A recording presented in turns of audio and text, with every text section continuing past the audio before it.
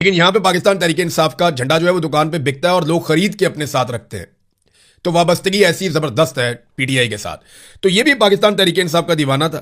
ये नौजवान बहुत ज्यादा पाकिस्तान तहरीक इंसाफ को पसंद करता है, हर तहरीक के अंदर जाता रहा। जैसे बाकी नौजवान अपनी वीडियोस लगाते हैं, ये भी अपनी वीडियोस लगाता रहा सोशल मीडिया पे। ये कोई ओहदे शोदे पे नहीं रहा, इसकी उम्र जो इसकी अब, क्योंकि वहां पे जो खैबर राइफल्स के हेड ने राब्ता किया, यानी जब ये बंदा वहां पे मारा गया इस्लामाबाद रावलपिंडी में, तो खैबर राइफल्स का जो हेड है उसने राब्ता किया इसके खानदान से, और पूरी कौम के लोग इकट्ठे होकर जाकर उनसे मिले। अब उन्होंने जो मालूमात वो कौम के लोगों ने दी है वहां पे जाके खैबर राइफल के हेड को, या वहां जाके उन्होंने जो बताया, जो इलाके से मालूमात इकट्ठी हुई है वो मैं आपके सामने रखता हूं।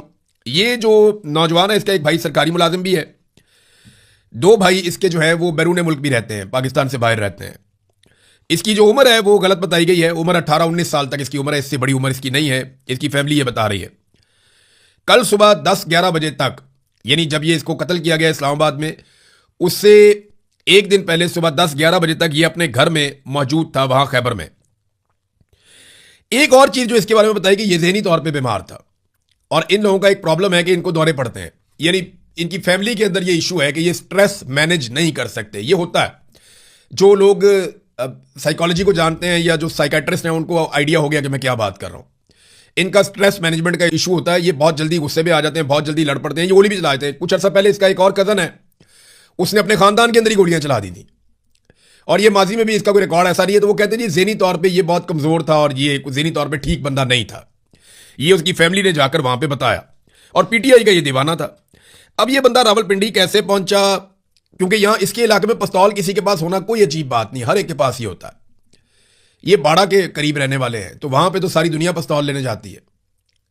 आप अभी सोशल मीडिया पे लिखें बाड़ा वेपन्स, तो आपको मार्केट खुल जाएगी, जो मर्जी उनसे वेपन खरीदता रहे, वहां से निकालना आपका अपना काम है। क्योंकि बाड़ा से जब आप निकलते हैं तो जगह जगह रास्ते में नाके होते हैं, और रावलपिंडी तक आप हथियार लेके पहुंच जाएं तो ये बड़ी अजीब बात होती है।